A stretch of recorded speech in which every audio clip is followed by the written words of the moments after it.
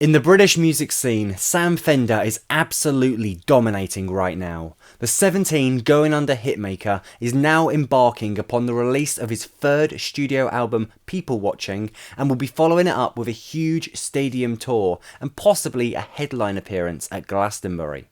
His rags to riches story is just as remarkable as his talent, and in this video I want to look at his career so far, hard on sleeve, and ask what it is we who aspire for the same dreams can learn from his astonishing success. Born April 25th, 1994 in North Shields near Newcastle, England, Fender grew up in a Britain ravaged by deindustrialisation and deprivation. Now I'll be honest with you guys, if I had grown up under such circumstances, I'd probably try to hide it, essentially hoping to fake it until I made it and got people to respect me. Fender, however, was bigger than this, as evidenced by the way his thick Geordie accent comes through in his singing, and the way he openly and authentically sings about his adverse and poverty-straddling life in his songs. I remember sickness was forever. I remember snuff videos, cold Septembers, the distances we covered, the fistfights on the beach, the busies round us up, do it all again next week. Fender worked 2 jobs to make ends meet, all while pursuing his studies. His mother worked as a nurse for 40 years before becoming ill and unable to look after herself.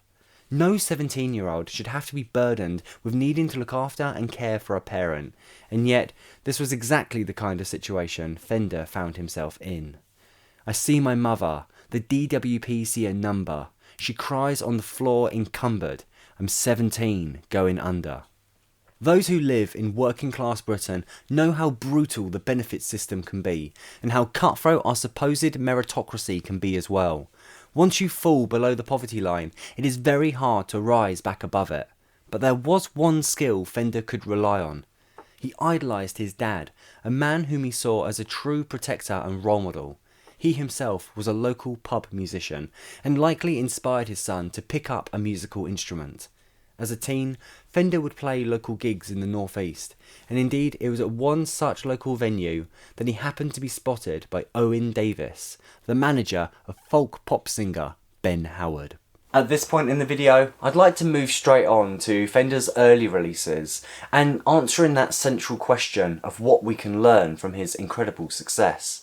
If you would like to see more of a speculation into how a band can make that transition from being local nobodies to established stars, you might like to check out my video on The Last Dinner Party. In 2017, Fender's first single was Play God, a personal favourite of mine, and a track he would later re-record for the debut album Hypersonic Missiles. As part of the Dead Boys EP, these songs wouldn't yet feature the trademark use of saxophone, and indeed, Play God specifically is a much more moody and atmospheric song compared to what would come later. Something immediately established, however, is Fender's incredible high tenor voice and gift with wordplay. You know, when I write lyrics, I think they are good, but then I listen to a song like Hypersonic Missiles and I am humbled. At first the song sounds very politically charged, and indeed angry, about not just the wall that's pulled over people's eyes, but as well the people themselves, who distract themselves away from any awareness of it. Silver-tongued suits and cartoons rule his world, while cancerous cities slowly eat the world dry. Yet Fender describes it as an unorthodox love song. And perhaps that sentiment shines through when he says, "This world is gonna end, but until then I'll give you everything." Listening to his 2 studio albums, I do not think it hyperbole to suggest that Fender might be the best lyricist in British music right now. And indeed I say that not only because of his dynamic and incredible wordplay, but also how well the words he chooses fit in with the melodies they are put to. Let's look for a second at Fortnight by Taylor Swift. Here is another excellent lyric writer, one from across the pond. Yet I ask you to listen to the first few lines of the song, and then look at the lyrics in isolation and speak them. Do you find a slight dissonance? This is an incredible nitpick, I will admit, But when you speak out the line, "I was a functioning alcoholic," you will find the natural stresses of the syllables in the word functioning are different to how Swift sings them. Naturally speaking, the hardest stress is on the first syllable, with the other two gradually getting weaker. Conversely, Swift has placed this word on an ascending melody, meaning she has to unnaturally add stress to the word as she goes through it. I will reiterate, this is an incredible nitpick, but then again this goes to show the incredibly high level of professionalism that these major label artists are working at. Writing huge pop-rock anthems that marry heart-on-sleeve lyrics with catchy choruses, combined with the fact that many of the tracks on all of Fender's albums utilise the saxophone, has meant that the singer has been faced numerous times with allusions to Bruce Springsteen. On a superficial level, this makes sense, and Fender himself has claimed to be a fan. But surely it would be an outrage and an insult to the global power that is America to compare any international artist to someone who so definitively represents the heartland of America and the core ideology of the American dream. I wholeheartedly agree that Springsteen is quintessentially American, but then I would counter that Fender is an English equivalent, a Geordie equivalent, if you like. Both artists represent the working class cultures of their respective countries. Likewise, like how the American heartland is so integral to Springsteen's image and story, North Shields and Northern England are of similar importance to Fender. Fender's struggles through childhood and adolescence are a fundamental part of his story, and that story is authentically told through his music. I would even go as far to say that the setting of a deindustrialised Britain and the challenges working people face within it are just as important to the audience of Fender's music as the American dream is to the core audience of Bruce Springsteen. Whether intentionally or not, Fender's songs don't merely sound like Springsteen's. His entire story and brand are practically an up-to-date UK equivalent. Calling Sam Fender the English Springsteen is perhaps more profound than you may initially think. I come from the southeast of England.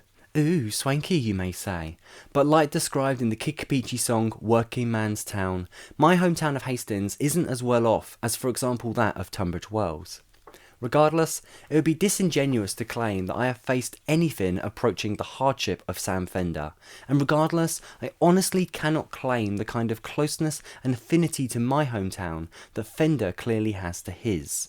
Of course, I cannot interpolate the specifics of Sam Fender's personal story, but I can ruminate on the specifics of my own, and practice writing deep and honest lyrics about that.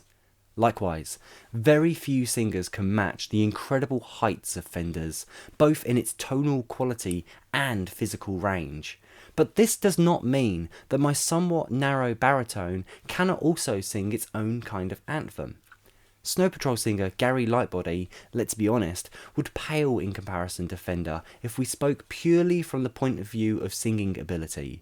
But Lightbody also wrote Chasing Cars, a song that not only ranks among my personal favourites, but one I could quite comfortably refer to as one of the definitive radio anthems of the 21st century. It is not a fluke that the band to this day are still capable of packing out arenas. So here are the lessons I learned from studying Sam Fender's career so far. Be real. Be unafraid in sharing your own personal story, and to that end, really put the effort in when it comes to writing your lyrics. Yes, the saxophones that appear in many of Fender's hits are euphoric. And yes, those double-tracked guitars that open 17 Going Under are iconic. But throughout it all, the backbone of Fender's many hits and other tracks is his incredible mastery over the written word, and the way he can apply those words to great melodies. Elsewhere on YouTube, Fender has been described as a musical genius, and apparently the producer of his upcoming People Watching referred to him as a true musical savant. Based on my listening and research, those seem like reasonable words to close out on.